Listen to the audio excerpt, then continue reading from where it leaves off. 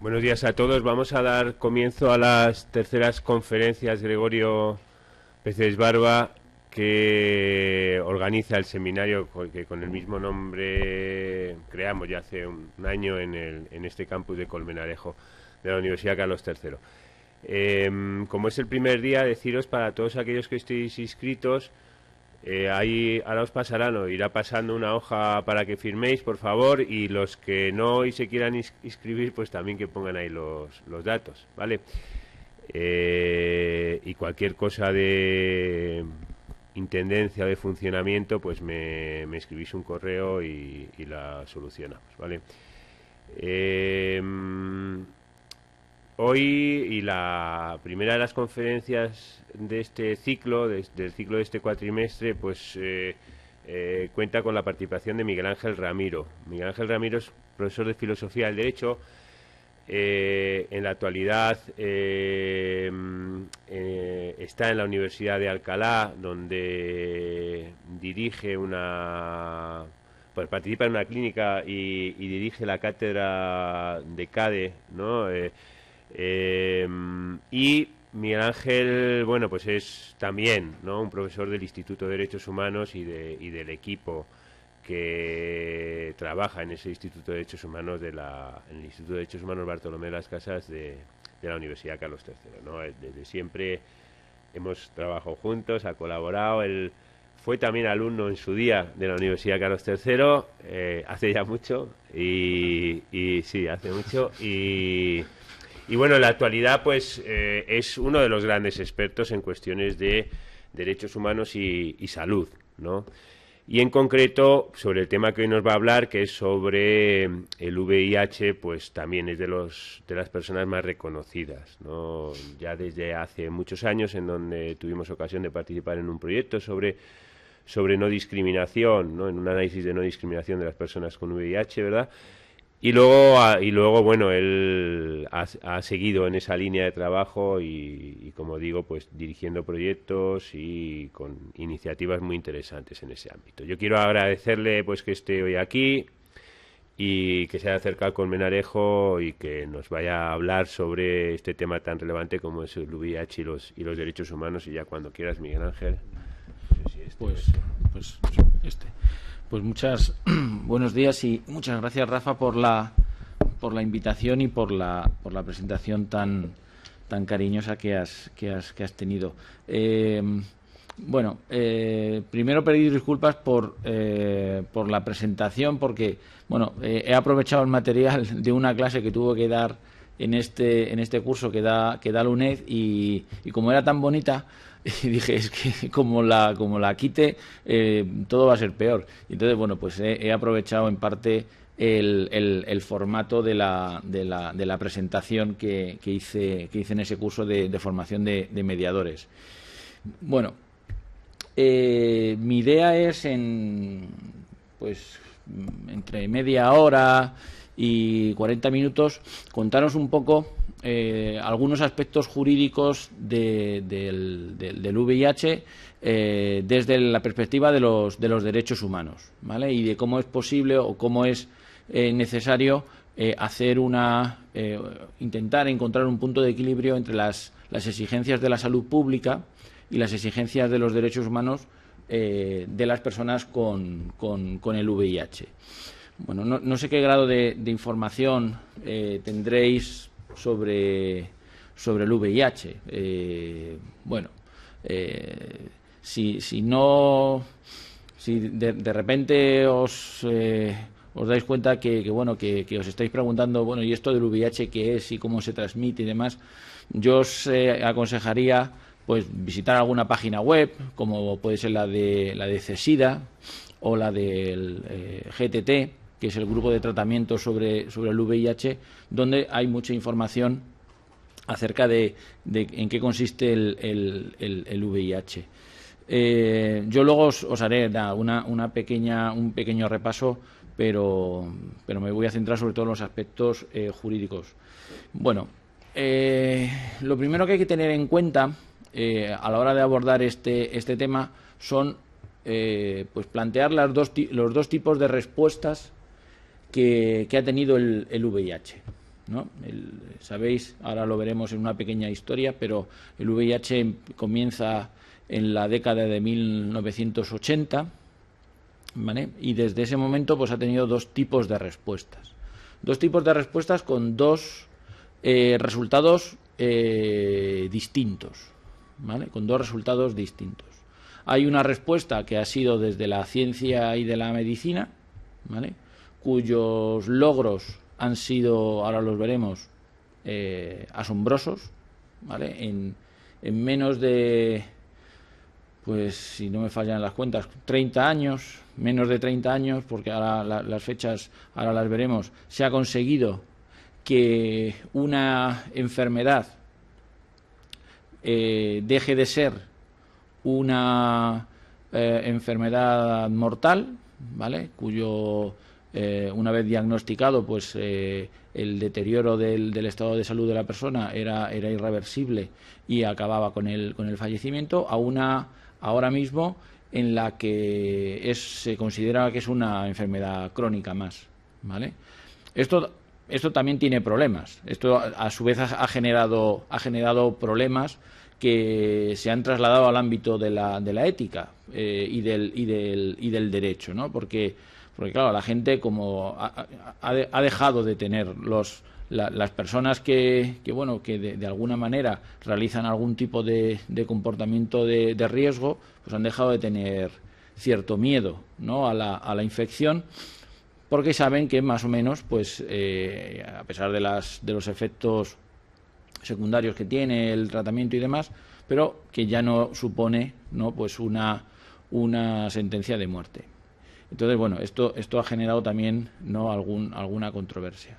Pero en todo caso, los avances desde el punto de vista científico y médico han sido asombrosos. No han sido tan asombrosos los avances que ha habido desde la ética y desde el derecho, ¿vale?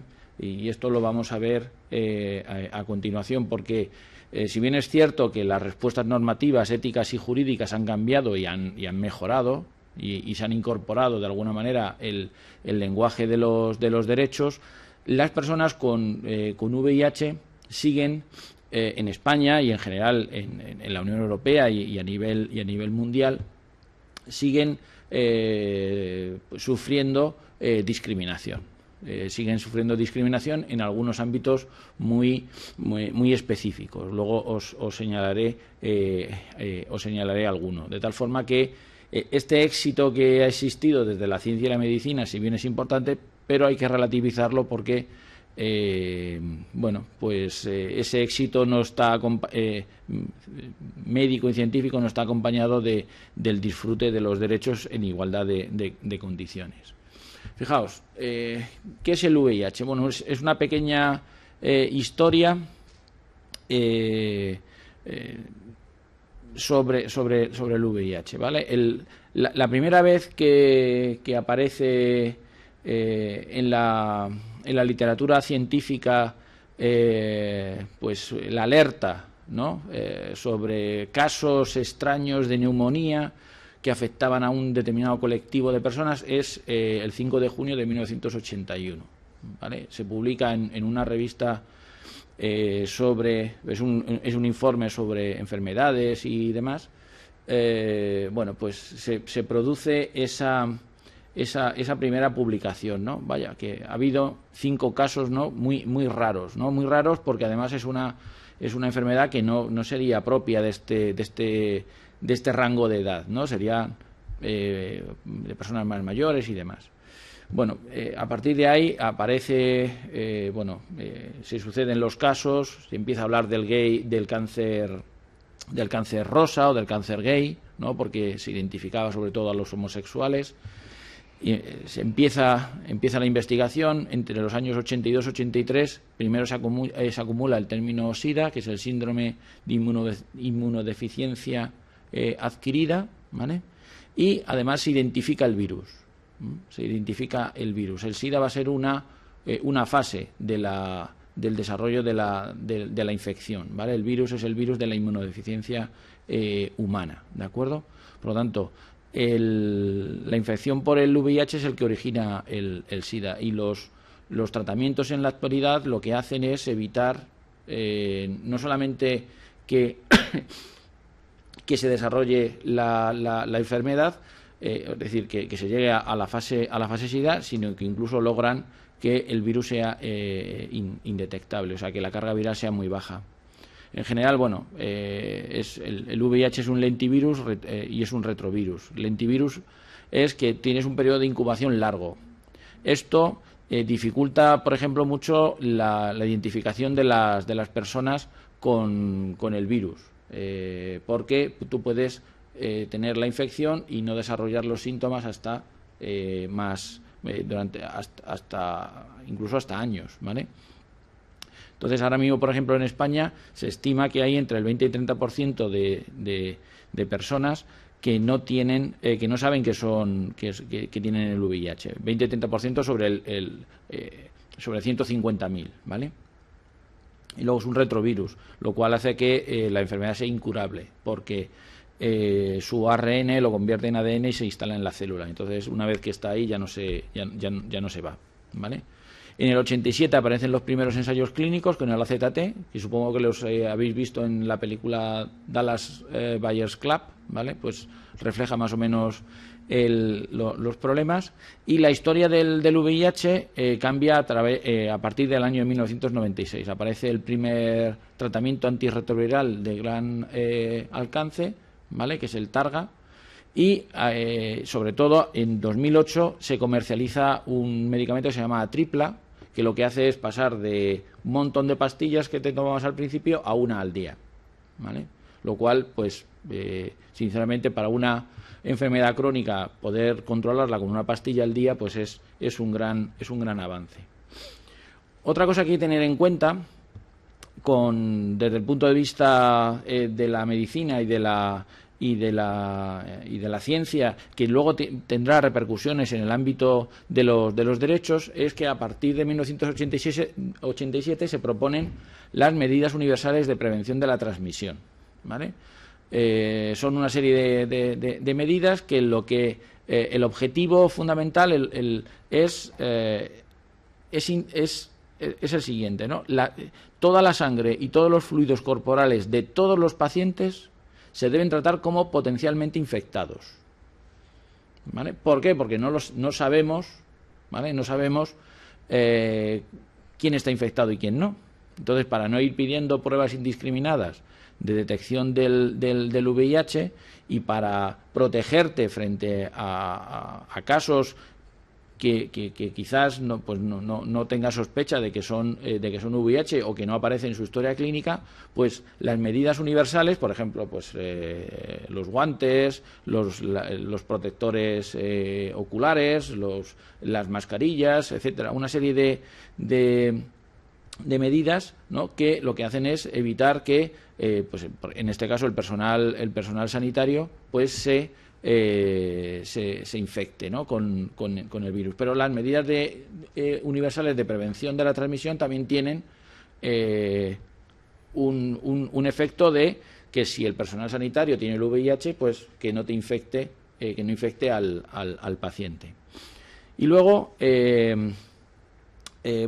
otro dato importante, que es a partir de 1994 se hace un ensayo clínico en el que se demuestra que si a las mujeres embarazadas se les da antirretrovirales durante el embarazo, se reduce el número de niños que nacen con VIH, que es la transmisión vertical. Esto también es muy importante porque nos va a señalar la relevancia que tiene el acceso al tratamiento, lo cual se corrobora en otro ensayo clínico que se hace entre los años 2005 y 2010, que tiene este nombre, HPTN 052, que lo que hace es crear la evidencia científica del tratamiento como prevención. Básicamente, lo que se demuestra es que en las parejas serodiscordantes, aquellas parejas serodiscordantes serodiscordantes cuando uno tiene VIH y el otro no lo tiene, ¿vale?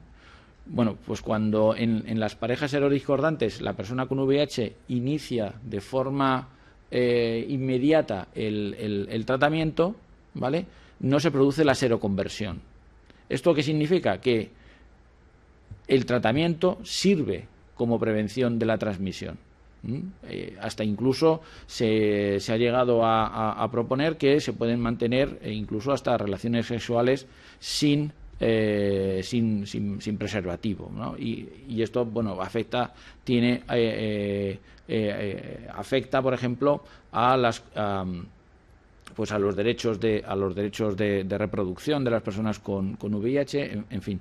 Pero es importante también señalar que el tratamiento, el acceso al tratamiento es un elemento preventivo. Esto es muy importante. Luego lo veremos, la repercusión que esto tiene en el ámbito de los derechos, porque si las personas con VIH tienen una buena adherencia al tratamiento, no van a ser vectores de la infección, no van a transmitir, ¿vale? Y entonces algunas restricciones de acceso a algunos puestos de trabajo o a algunos servicios que se les deniegan, pues no tienen ningún sentido, ¿vale? Porque el riesgo no es cero, pero es despreciable. El VIH, por lo tanto, se puede tratar como un problema médico, ¿vale? Es cierto que no tiene cura, sí existe tratamiento farmacológico y se conocen las vías de transmisión, por lo tanto, podemos prevenirlo. Pero también es un problema social, ¿vale? Es un problema social, es un problema jurídico, ¿no? Se estima que en el mundo hay 35 millones de personas y en España unas 150.000. Esas 150.000 personas en España, el 30% desconoce el diagnóstico, ¿vale? No sabe si es seropositivo o no, porque, por ejemplo, no se ha hecho la prueba de detección del virus, ¿no? Ahora, a lo mejor ha tenido un comportamiento de riesgo o que él no considera que es comportamiento de riesgo, porque si seguimos teniendo en el imaginario la identificación con los grupos de riesgo. Yo no soy homosexual, no soy heroinómano, no soy hemofílico, ¿vale? Y, bueno, pues se han identificado una serie de grupos, ¿vale? Y, por lo tanto, bueno, como yo no estoy en esos grupos, no tengo el riesgo, pero no, eso es una ficción, es mentira, porque realmente lo que hay que ver es el comportamiento de riesgo que estás realizando. El VIH es un problema social y un problema jurídico porque tiene asociado, ahora veremos, estigma social y discriminación, ¿vale? Tanto directa como indirecta. Es discapacitante hasta el punto de que dentro del modelo social en algunos países se considera que las personas con VIH, independientemente de si son sintomáticas o asintomáticas, si han desarrollado o no la enfermedad, son consideradas legalmente como personas con discapacidad. Y además en algunos sitios, en España también, pero de una forma más moderada, la transmisión está criminalizada. Supongo que sois conscientes de la noticia esta que ha aparecido en el último mes sobre el actor Charlie Sheen, ¿no? Y bueno, pues que era VIH y, en fin, en Estados Unidos el problema al que se va a enfrentar es que es un delito de riesgo, no de resultado, y por lo tanto simplemente por el hecho de haber puesto en riesgo a las personas, aunque no se haya producido la transmisión, ya se está cometiendo el ilícito penal. Bien, este problema social, este problema jurídico también afecta o se puede analizar desde el punto de vista de los derechos de las personas con VIH.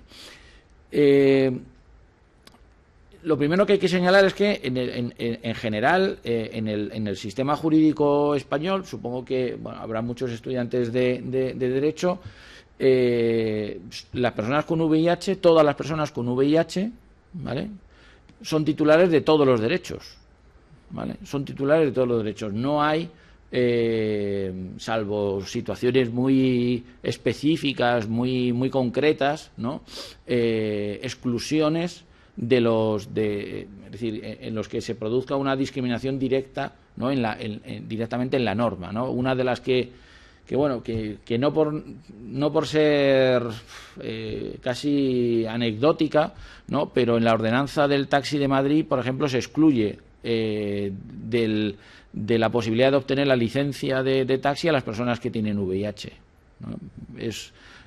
Bueno, la verdad es que no tiene mucho sentido, pero bueno.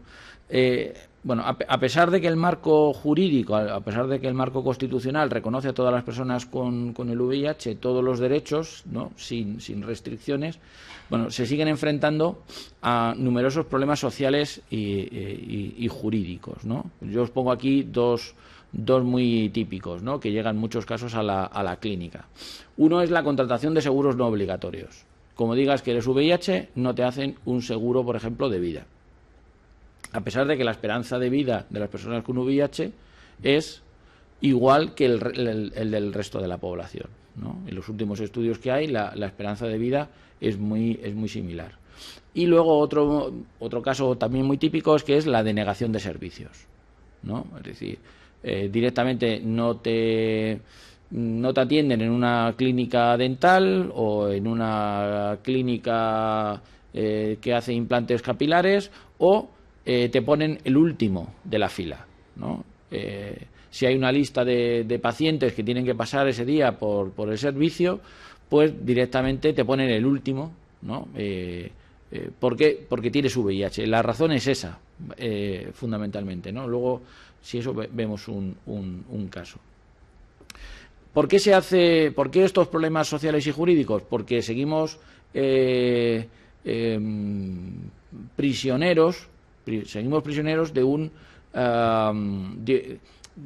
de soluciones basadas en las exigencias de la salud pública, ¿no? Hay que identificar, se ha identificado el virus, se provee tratamiento, hay que identificar a las personas con el VIH y hay que tener unas ciertas cautelas frente a estas personas, ¿no?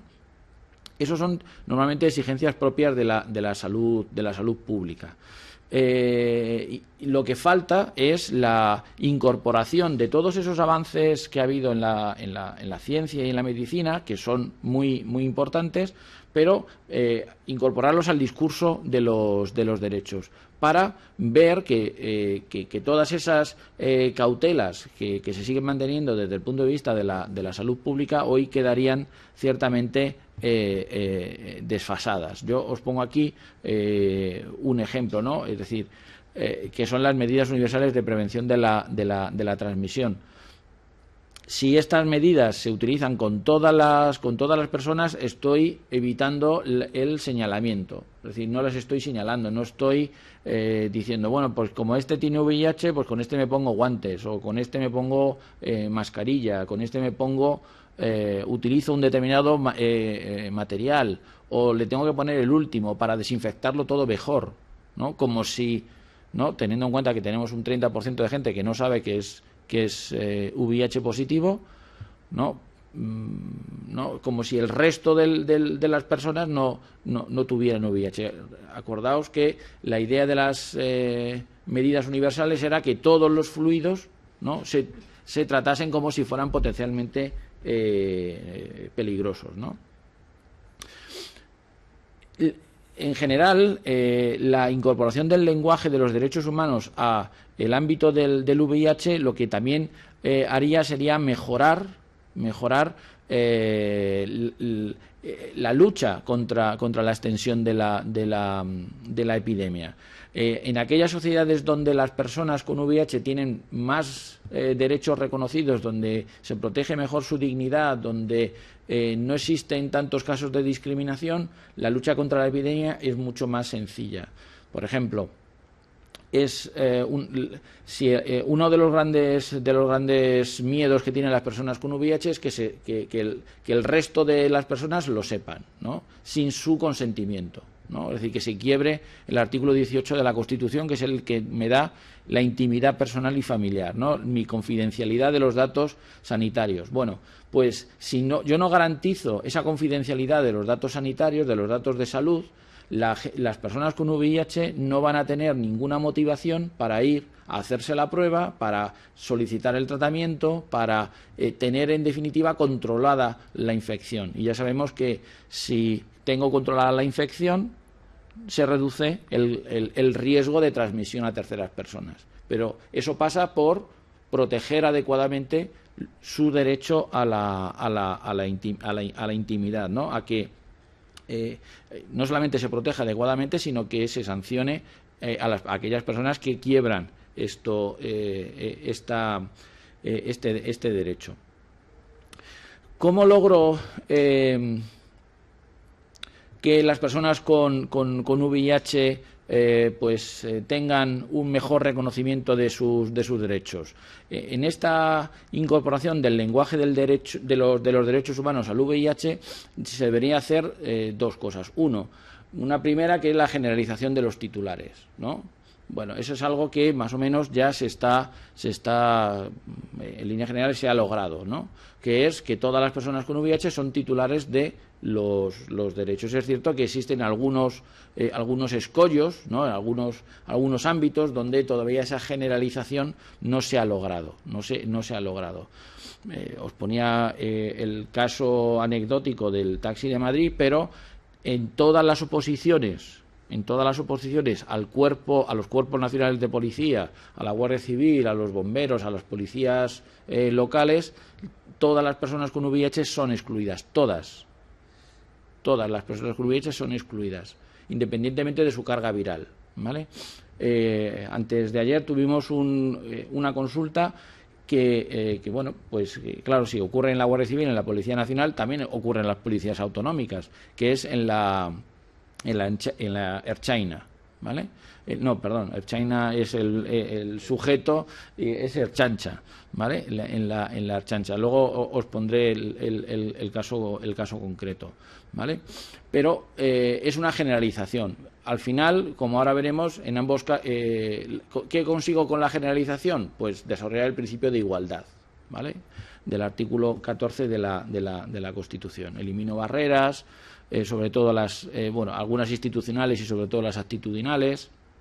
Intento hacer ajustes razonables, accesibilidad universal. Pero también necesito, en algunos supuestos, la especificación de los titulares. Es decir, medidas concretas para proteger a colectivos que son más vulnerables. En España no existe esta protección como colectivo de las personas con VIH. Se protege como colectivo a las mujeres, se protege como colectivo a las personas con discapacidad, se protege como colectivo a los niños, ¿no? Se están especificando los sujetos, pero no a las personas con VIH.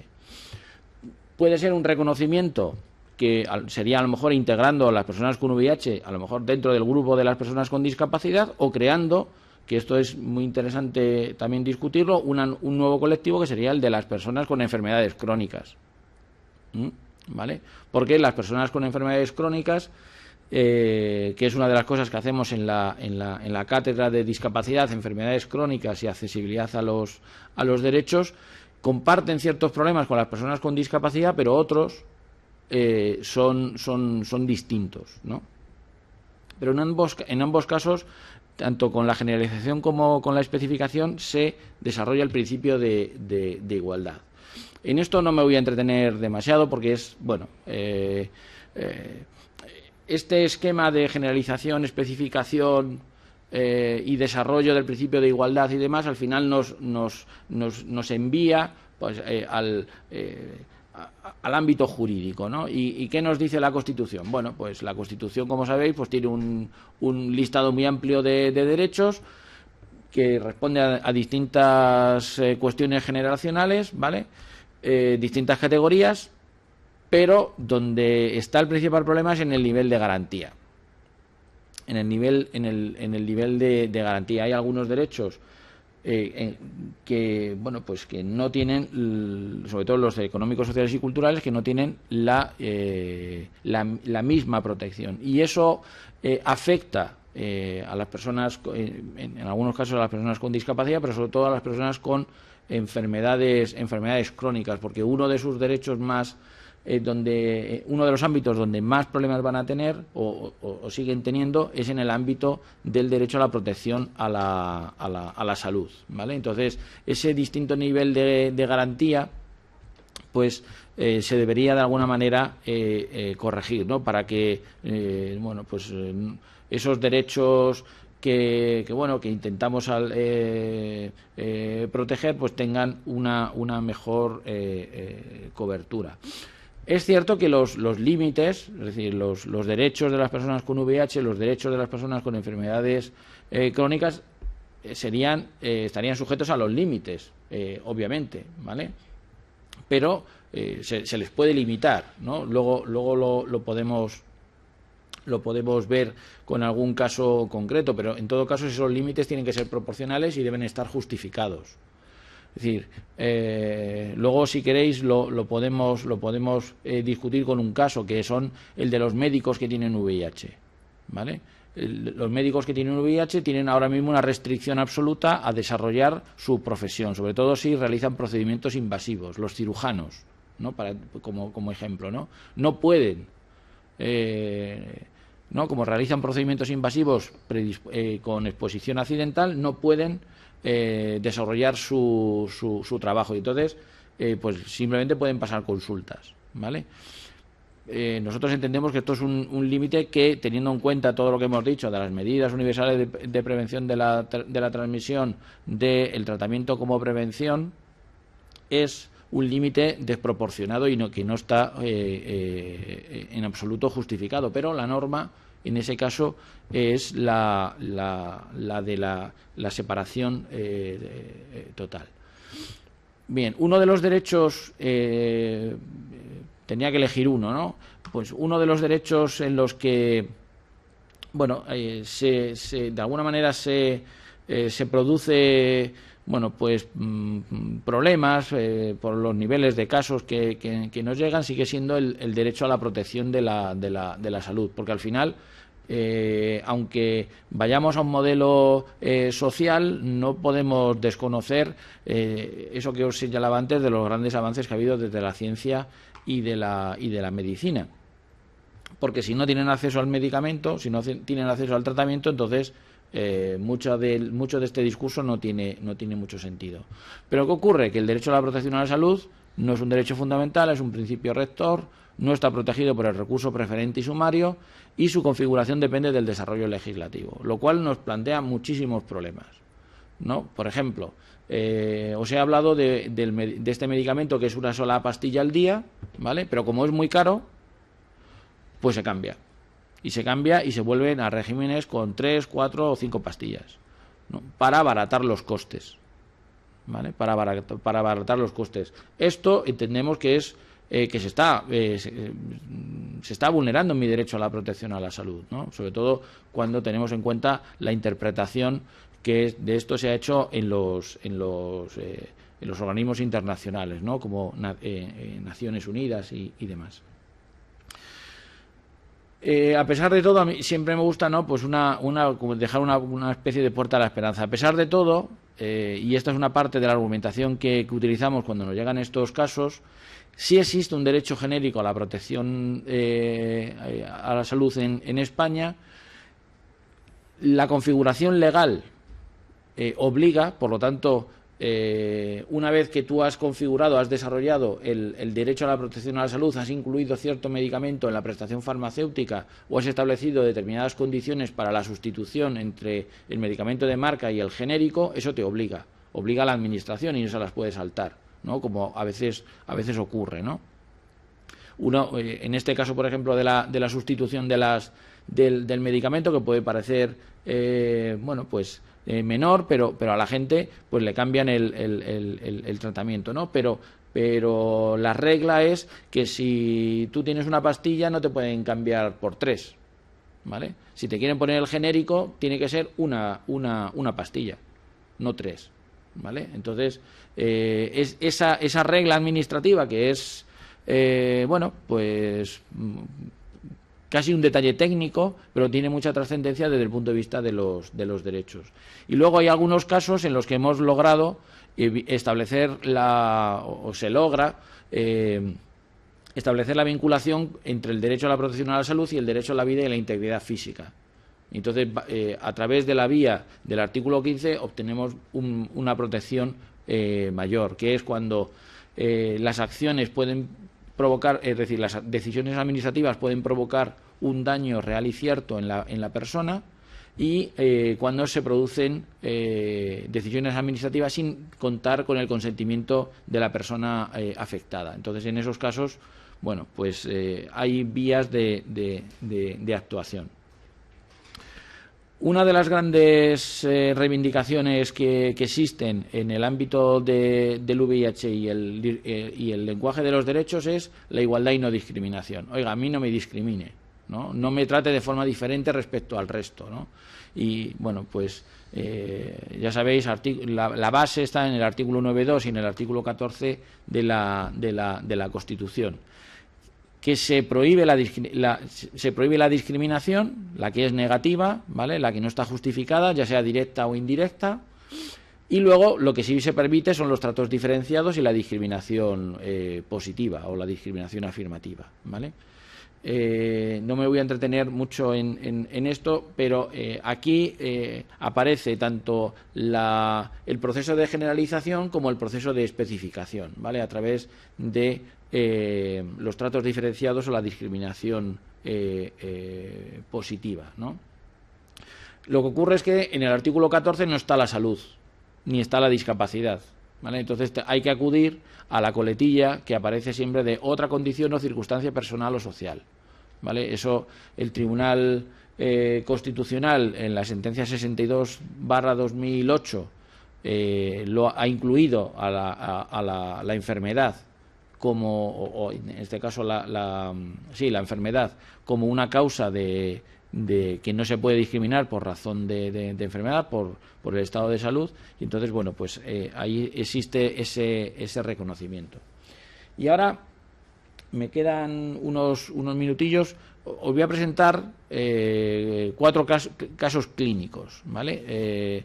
Una de las cosas que hacemos en la Facultad de Derecho de Alcalá es que tenemos una clínica legal, una clínica jurídica, ¿vale?, en la que los alumnos de Derecho, y que, bueno, aquí también hay profesores, tanto el profesor Rafael de Asís como la profesora Mari Carmen Barranco, hacen trabajo clínico. Bueno, pues los alumnos de la facultad, los que están haciendo el trabajo fin de grado o un trabajo fin de máster, pues colaboran en estos casos, ¿no?, en la resolución de estos casos reales. Y entonces, bueno, pues simplemente os planteo cuatro casos, ¿vale? La primera es uno de nuestros hit parade, ¿eh? Si una persona está obligada a realizar el reconocimiento médico en la empresa. No sé en qué año de carrera estáis, o si estudiáis Derecho, supongo que sí. Pero, bueno, pues estoy obligado a hacerme el reconocimiento jurídico, no, el reconocimiento médico en la empresa, ¿no? Porque hay en muchos sitios que el empresario quiere obligarte a hacerte el... Y no solamente eso, sino que además quiere incluirte la prueba de detección del VIH, ¿no? Puede ser casos desde que camarero, ¿vale?, conductor de ambulancia, ¿vale?, manipulador de alimentos, chef, peluquero, ¿vale?, empresas también metalúrgicas, en fin, del norte de España, alguno nos ha llegado, ¿no?, que además quieren incluir, es decir, quieren saber si esa persona tiene VIH o no, cuando las vías de transmisión no están afectadas. Bueno, ni estás obligado a hacerte el reconocimiento médico, ni se pueden incluir todas las pruebas que el empresario quiera, ¿vale? Las pruebas tienen que ser pertinentes. En la Ley de Prevención de Riesgos Laborales se establecen ambas cuestiones.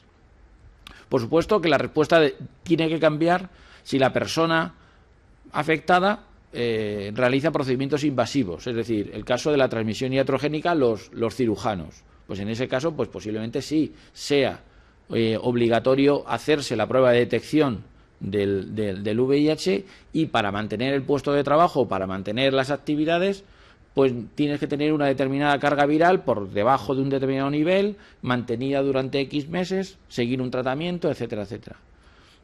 Entonces, la respuesta habrá que acomodarla al caso y las limitaciones habrá que acomodarlas al supuesto.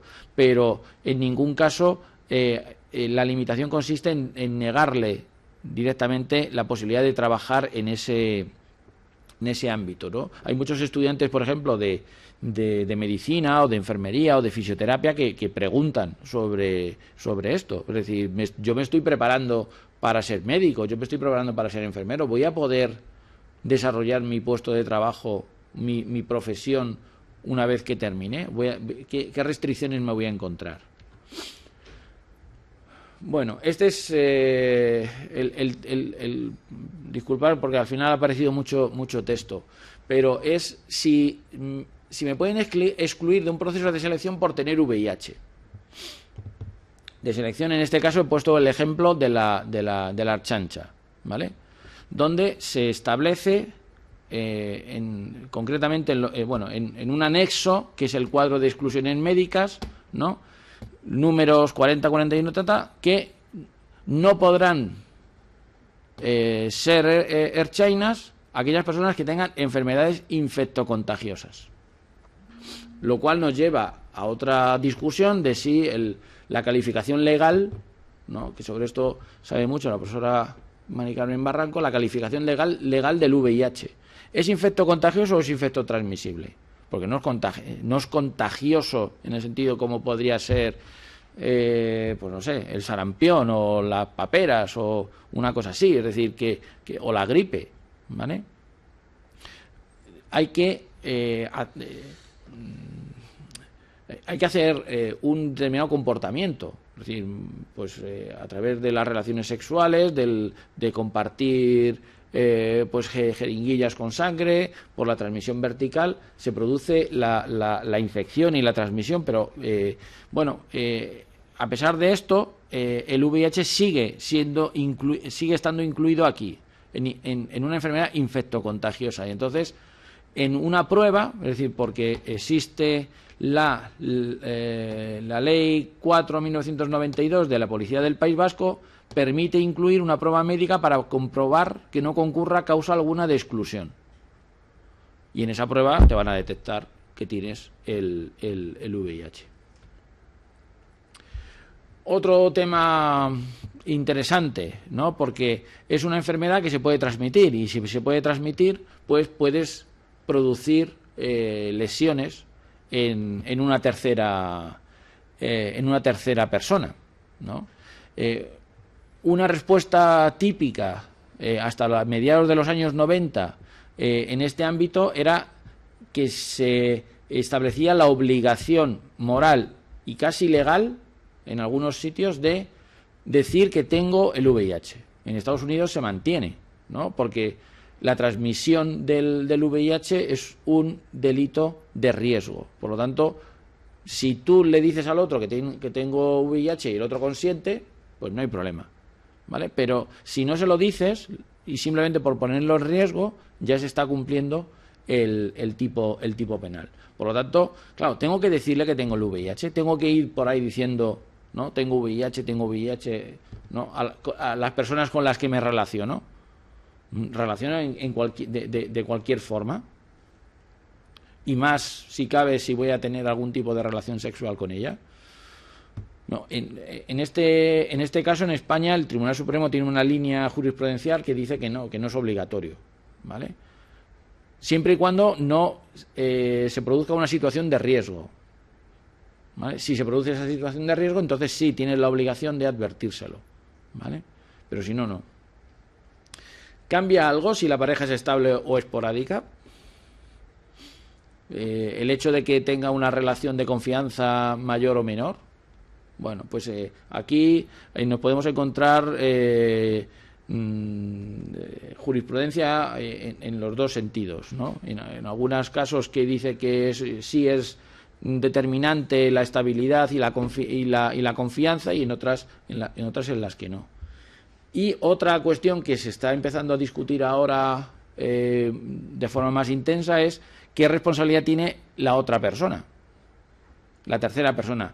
Esto aparece fundamentalmente desde que los test de hay pruebas rápidas, ¿vale?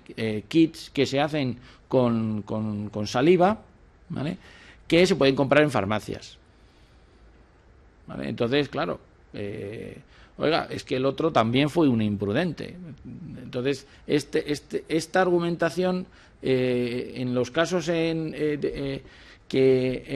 los que es de riesgo, ¿vale? Como en la jurisprudencia norteamericana sí que se está utilizando más, en España no tanto. Y luego un caso, es un caso real, ¿vale? Este es un caso real. Os voy a poner un audio, ¿vale? Que nos ha llegado. No tiene datos de carácter personal, lo voy a poner a partir de un determinado momento para que veáis cómo se produce una discriminación en vivo y en directo, ¿vale? Es el típico caso, ¿vale? De el VIH, el último, ¿vale?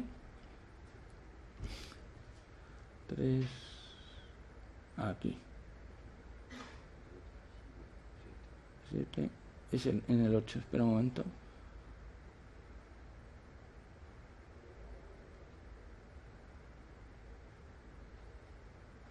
¿Eso qué es? Ahí.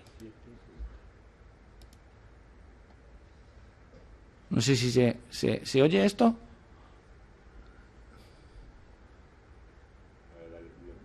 Sí, va a ser posible. Sí. ¿Ahora sí? Vale. Cita de mañana de la colonoscopia, Sí. Se la tenemos que cambiar a las 7:30 de la tarde. Pues no va a ser posible. Pues es que tiene que pasar a ser el último por el tema del VIH suyo. Vamos Tiene a que ver, ser el último de la lista. pero eso ya lo sabía, ¿eh? Ya, pero es que no hemos dado cuenta hoy, vamos, cuando ha venido a hacerse la analítica, cuando lo hemos dado cuenta. Es que cuando yo he solicitado la colonoscopia también lo puse. Ya lo sé, pero la compañera que se la citó pues no se habrá dado cuenta. Pues no, yo mañana a las 7:30 no puedo ir. Pues hay que cambiarle entonces la cita. Pues me parece muy mal porque yo ya tengo con la dieta blanda desde ayer, tengo Ya. todo previsto para mañana y a mí Y me han yo- hecho ya más veces colonoscopia y me lo han hecho a primera hora y no ha pasado nada. Bueno, y yo lo entiendo todo lo que usted me diga, pero que por protocolo con un VIH hay que dejarlo para el último. Bueno, pues ustedes hagan lo que tengan que hacer, que yo también haré lo que yo tenga que hacer, porque yo lo he informado, yo no lo oculto y ahora ustedes lo sabían. ¿Vale? Que yo no le quito la razón, pero que hoy cuando he sido yo la que le hemos hecho la analítica esta mañana y se lo comentaba a mi compañero, al coordinador, y es el que me ha dicho que hay que citarlo para el último. Pero vamos yo no a he ver, sido la pero, que yo le he dado la pero, cita. pero la doctora que me lo va a hacer lo sabe. Que sí, que yo no le digo que no, Cristóbal, yo nada más que le digo lo que yo le estoy comentando. Ujú. Nosotros hoy al verlo en el cuestionario, yo me he dado cuenta, se lo he dicho a mi coordinador y me ha dicho eso hay que pasarlo para la última cita. Pues y yo- es lo que le estoy informando. Yo de lo demás ni yo he sido la que le ha dado la cita ni en todo lo demás. Pues, es lo que le estoy comentando. sí, vale.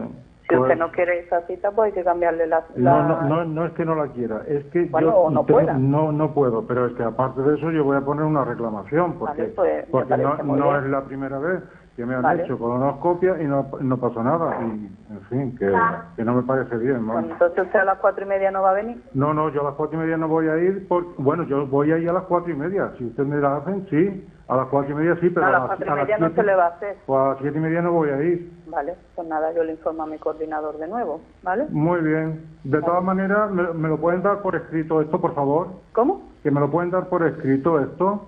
Se lo pide usted a algún coordinador, a algún supervisor, ¿vale? Vamos a ver, me lo está diciendo usted, yo solo No, digo yo a no, usted. yo no se lo puedo dar por escrito, esos son los superiores, los que se lo tendrán que dar. Pero vamos a ver, a mí me lo está comunicando usted. Sí, pero yo soy una mandada. Yo le vuelvo a comentar que yo se lo he comentado a mi coordinador y el que me ha dicho que le llame.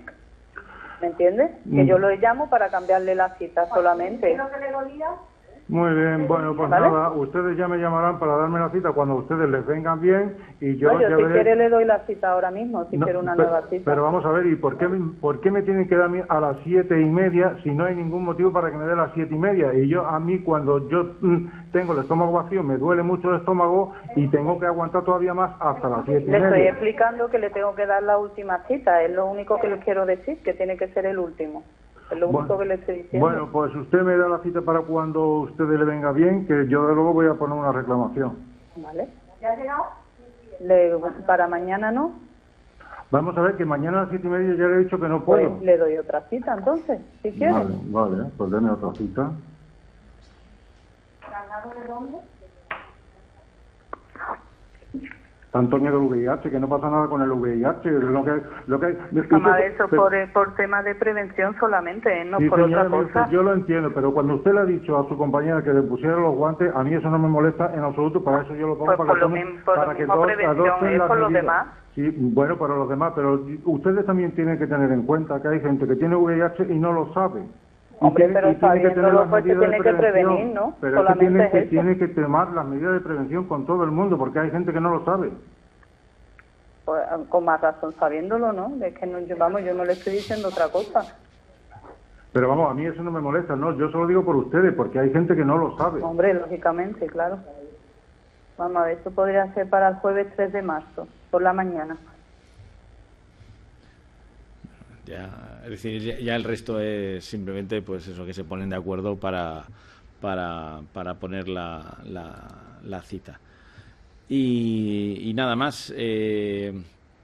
La idea que os he querido transmitir es que bueno, que hay que incorporar el lenguaje de los derechos al análisis de los problemas o de las cuestiones relacionadas con el VIH, porque es la única manera de trascender unas respuestas basadas en una serie de prejuicios sobre las personas con VIH, incluso sobre la propia enfermedad, que gracias a esos avances médicos pues que ya no existen, ¿no? Y por tanto muchas de las limitaciones, como el caso que hemos visto ahora, pues no tendrían ningún sentido si se aplicasen pues las medidas de prevención de la transmisión, que lo que hacen es pues equipararnos a todos y todos somos potencialmente sujetos de la medida.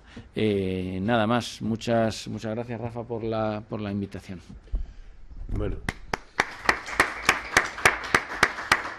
Muchas gracias, Miguel Ángel. Ahora vamos a dedicar un poquito de tiempo a ver si a un pequeño coloquio. No sé si hay alguna pregunta o queréis hacerle alguna pregunta a Miguel Ángel. Ven, mira, hay por ahí un micrófono, yo creo. Me lo han dado, pero no sé dónde lo he dejado. Está aquí, ya lo veo. Ya lo veo. Porque como lo estamos grabando...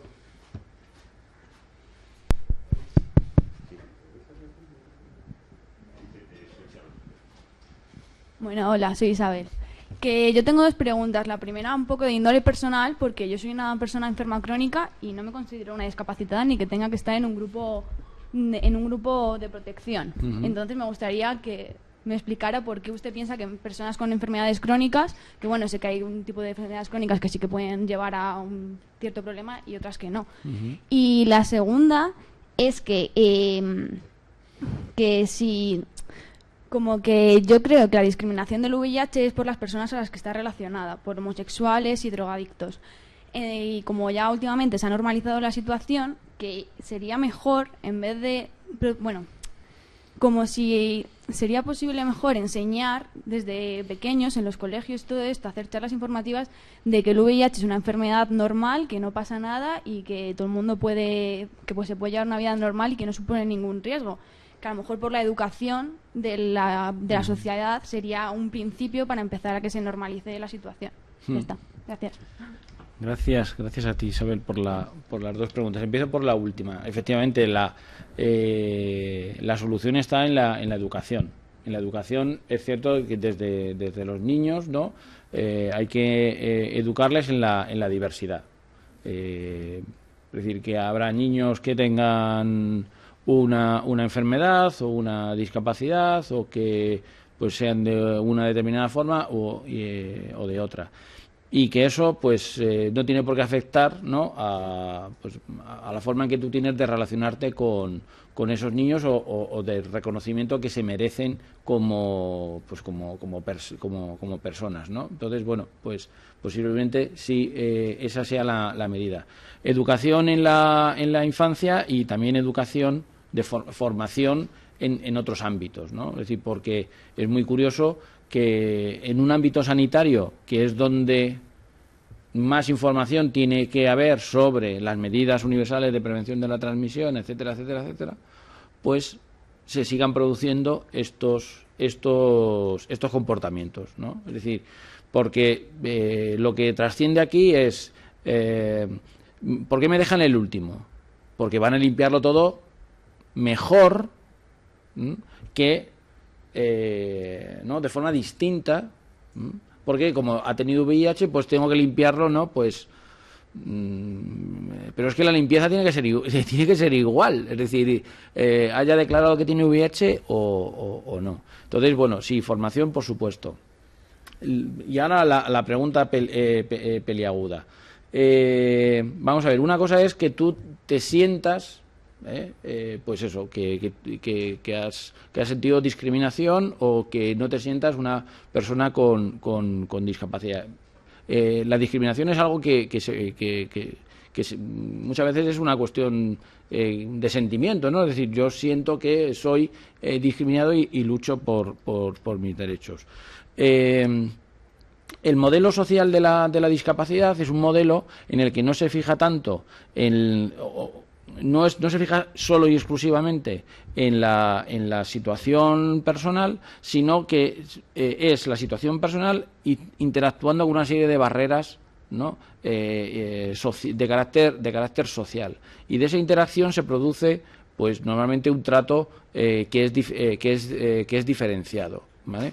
Y en ese trato diferenciado que no está justificado, porque se podría haber optado por otro tipo de comportamiento distinto, menos limitador no menos limitador de los, sino simplemente no limitador de los derechos, porque se puede hacer una accesibilidad universal o hacer un ajuste razonable, pues acabar con la discriminación.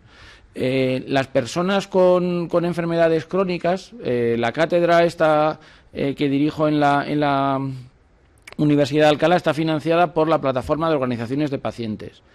La Plataforma de Organizaciones de Pacientes reúne a casi 30 asociaciones de pacientes a nivel nacional de enfermos, de personas con una enfermedad crónica, ¿vale? Yo me alegro es decir, que tú no hayas sentido nunca esa situación de discriminación, pero hay muchas personas. El año pasado resolvimos 227 consultas en la clínica, ¿vale? Hay muchas personas que en su día a día es un constante problema, ¿no? Pues una chica que está estudiando, ya no estaba estudiando, que trabajaba como enfermera, pero que como tenía enfermedad de Crohn no le dejaban seguir desarrollando su trabajo. Personas que por tener esclerosis no tienen problemas para renovar los carnets de conducir. Cuando a otros hay un caso que es muy curioso con los trasplantados renales, que por ejemplo no les dejan renovar el carnet de conducir en un momento determinado después del trasplante, cuando al resto de los trasplantados sí que les dejan. Entonces ellos se sienten, oye, ¿y por qué en mi caso sí y en estos no? O si mi esperanza de vida es similar a las personas que no tienen una enfermedad crónica, ¿por qué no a mí por qué no me dejan contratar o tener un seguro privado o un seguro de vida? Porque si no tengo seguro de vida no me van a dar una hipoteca. Yo te digo, me alegro que no hayas pasado por esa situación. Esperemos que dure mucho tiempo, pero también la discriminación, además de que existen datos, ¿no? Es decir, que podemos decir que sí que hay ciertas situaciones repetitivas, ¿no? Con las personas con discapacidad. También es una cuestión que tú lo sientas, que estás discriminada, e incluso en la discriminación es que tú sientas que estás discriminando. Porque lo que acabamos de oír, la enfermera que está atendiendo a esta persona no piensa que le está discriminando. Para ella es el protocolo normal y no se lo ha cuestionado, ¿vale? Sí, sí, sí. Buenos días. Yo quería preguntarle, porque hay cierta cultura, bueno, cierta no, hay cultura del miedo con el tema del VIH y todo eso, sobre todo con los temas de los medios de transmisión o las formas de transmisión del VIH. Entonces, y yo al menos en todos mis años de colegio y de instituto no he recibido ni una sola charla, ni una sola explicación de cómo se transmite realmente el VIH. Entonces, en mi opinión, eso construye, pues eso, la cultura del miedo de, ay, hay una jeringuilla, a lo mejor me va a contagiar. De hecho, hace unos años hubo un bulo que decía que había enfermos de VIH que escondían jeringuillas en los asientos del cine para contagiar a la gente. Entonces, ¿hay ahora mismo algún proyecto que implique explicar a la gente cómo se transmite realmente el VIH y cuáles son realmente el riesgo potencial de transmisión para que entiendan que no es una enfermedad que es más contagioso el catarro corriente y la gripe que el propio VIH? Hay muchas asociaciones que tienen programas de formación, ¿no? Que tienen programas de formación de determinados colectivos, que tienen información en sus páginas web. Yo os he señalado dos, la de CESIDA y la de GTT-VIH, ¿vale? Que es el grupo de tratamientos sobre VIH, donde se proporciona información, ¿vale? Sí, vamos a ver, antes la cultura del miedo del VIH, pues obviamente porque los primeros años pues era una realidad brutal. Era una realidad brutal, es decir, un diagnóstico de VIH y como no había tratamiento y los tratamientos que al principio había pues eran experimentales, pues si te tocaba la suerte de que te metían en el brazo que funcionaba del tratamiento, pues fenomenal, pero como te tocara otro brazo del tratamiento, te daban placebo, pues... Entonces, claro, es decir, se ha creado mucha psicosis social con eso. ¿Qué ha ocurrido? Que los avances médicos, que ahí ha habido unos avances que son tremendos, pero esos avances que se han desligado de las respuestas éticas y jurídicas. Es decir, nosotros seguimos anclados en las mismas, en parte, en muchas de las mismas respuestas éticas y jurídicas, ¿vale? El conocimiento que se tenía del VIH de los años 80 y 90. Entonces, pues, es decir, por ejemplo, un niño con una pregunta típica, ¿no? Es decir, ¿tengo que decir que mi hijo si lo voy a escolarizar, tiene VIH? ¿Tengo que decirlo en el colegio? ¿Me pueden obligar, ¿no?, a desvelar el estado serológico de mi hijo? No, es que claro, si se cae y se hace sangre y tal, bueno, pues si se cae y se hace sangre le tendrás que tratar exactamente igual que al resto de los niños, ¿no? Porque al final esas medidas lo que hacen es pues equipararnos a todos. Porque si no, pues nada, nos ponemos un puntito rojo y entonces ya sabemos que a ese, bueno, pues hay que tratarle de forma distinta.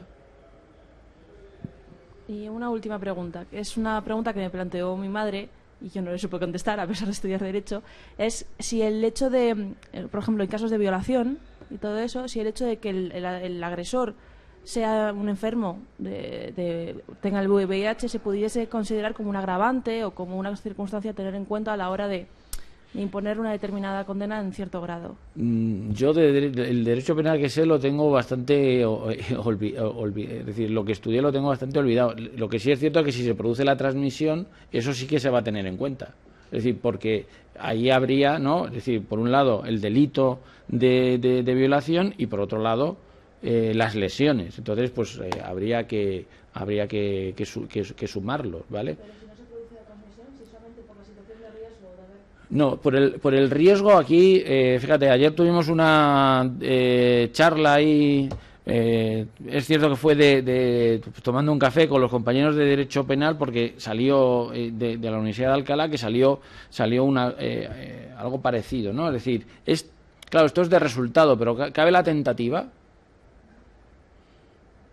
Es decir, no se produce el resultado, ¿vale? Pero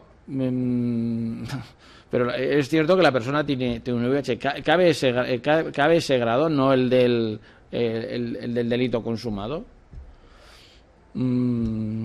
¿Afecta en algo la responsabilidad si la persona sabe o no sabe que tiene VIH? Porque claro, si yo no sé que tengo VIH, otra cosa es que lo sepa, pero si no lo sé, ¿tengo la obligación de saber que tengo VIH o no lo tengo? Porque claro, si realizo constantemente prácticas de riesgo, a lo mejor los tribunales en algún caso están diciendo que claro, usted esa idea de que yo no lo sabía, no, es que usted debería haberlo sabido, porque estaba realizando comportamientos de riesgo, ¿no? Una típica pregunta que se suele hacer: ¿alguien se ha hecho la prueba de detección del VIH? Claro. Ya no pregunto más, ¿no? Decir sobre comportamientos de riesgo, pero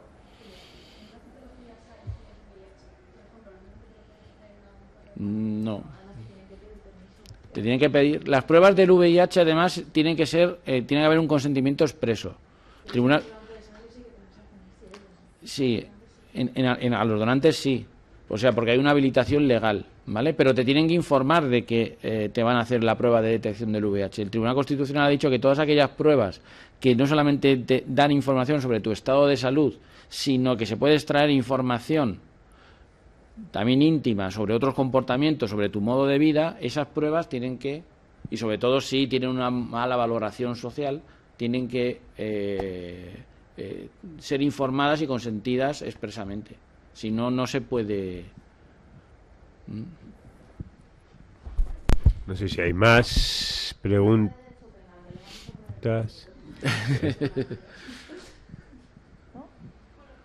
Venga.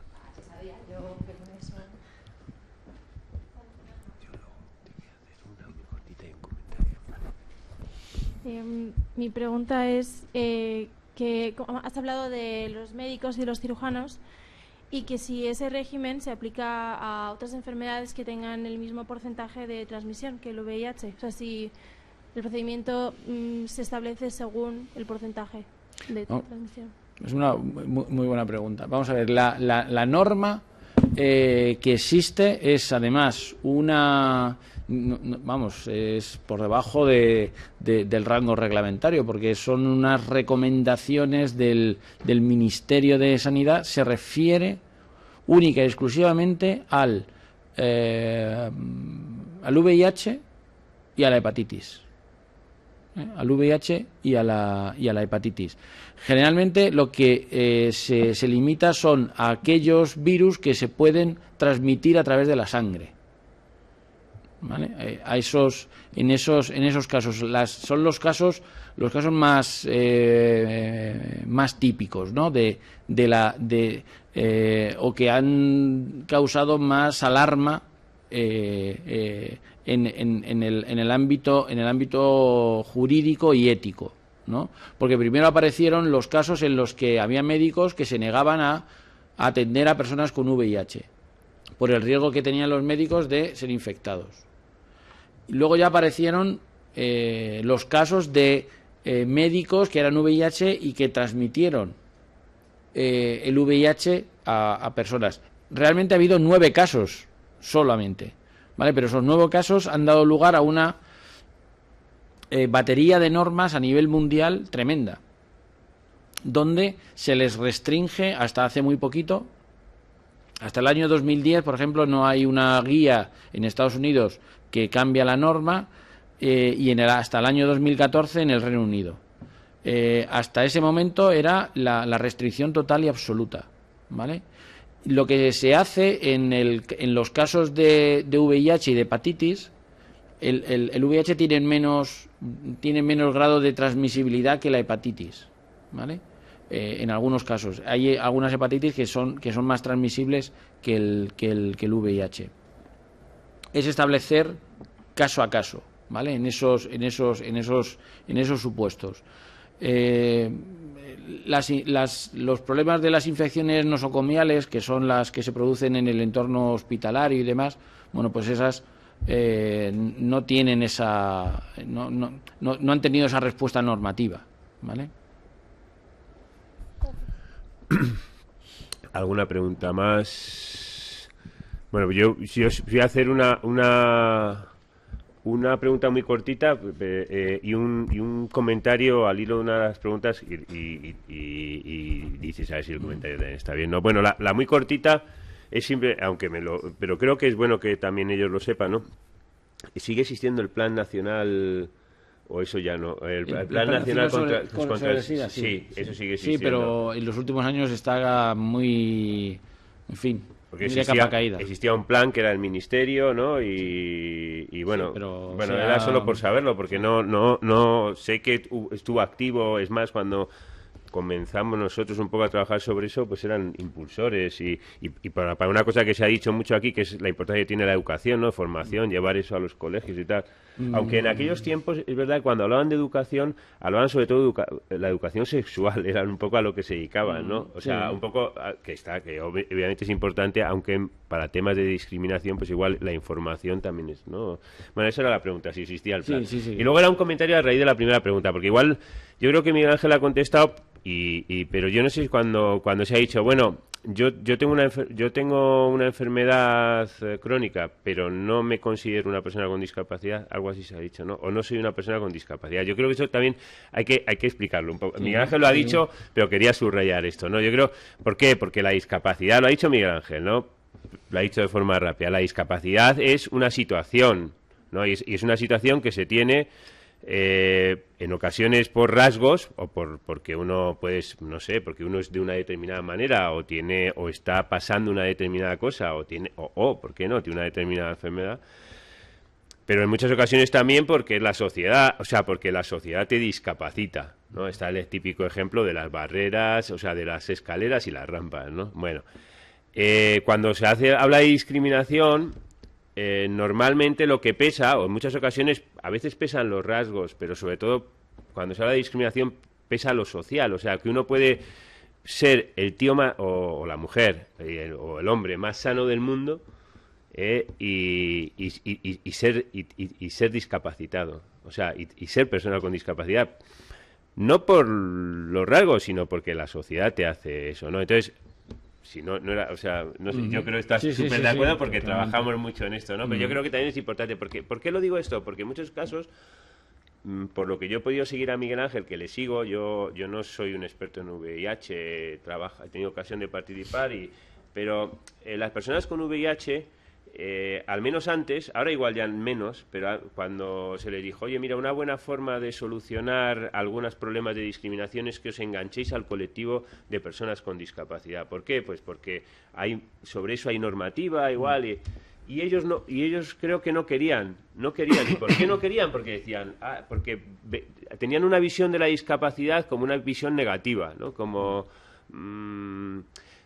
probablemente lo mismo les pasaría al colectivo de personas con discapacidad que no fuesen sensibles y dirían, uy, yo no tengo SIDA, ¿no? Entonces yo no quiero ser de ese colectivo, ¿no? Me parece que eso ocurría, ¿no? Sí, ocurre, y hasta que han entrado algunas asociaciones por ese discurso, pues sí cuesta, ¿no? Muchas veces es vender... Es venderle la idea a través del criterio utilitarista, ¿no? Es decir, es que si fueras considerado persona con discapacidad, ¿no? Independientemente del grado que tengas de minusvalía, etcétera, etcétera, ¿no? Del famoso 33% que hay que tener para tener el grado, ¿no? O sea, ser reconocido persona con discapacidad, pues si no, pues no tendrías, por ejemplo, problemas de acceso a los seguros, ¿no? Porque en la ley de contrato de seguros, gracias a a la Convención y a las leyes de adaptación del sistema jurídico español a la Ley de Contratos de Seguros, las personas con discapacidad no pueden ser excluidas de la contratación de seguros por motivos de discapacidad. Pero claro, curiosamente, en el ámbito del VIH, cuanto más sano estás, peor, porque tiene menos protección. Y si y aquí destacando una cosa que ha dicho Rafa, una persona que es capaz de superar las pruebas físicas de la Guardia Civil, del Ejército, de los bomberos, ¿vale? Es que está sano. O sea, es decir, si es capaz de superar esas pruebas, es que tiene una condición de salud bastante destacable, creo yo. Bueno, pues no pueden. No pueden. Entonces, tampoco pueden ser taxistas de Madrid, ¿no? Es decir, que es una de las normas, en fin, jocosas, ¿no? Pero... Muy bien, pues yo creo que de nuevo agradecer a Miguel Ángel su participación de aquí. Decir también, que no lo he dicho al principio, pero ya que veo a Leire también, decir que en estas jornadas la asociación ¿cómo es? Cuagis, colabora también. La asociación de estudiantes, una de las asociaciones de este campus, y convocaros, bueno, creo que es la próxima semana, sobre el derecho al olvido, y que vendrá Alberto Iglesias. Gracias, Miguel Ángel. Gracias a ti.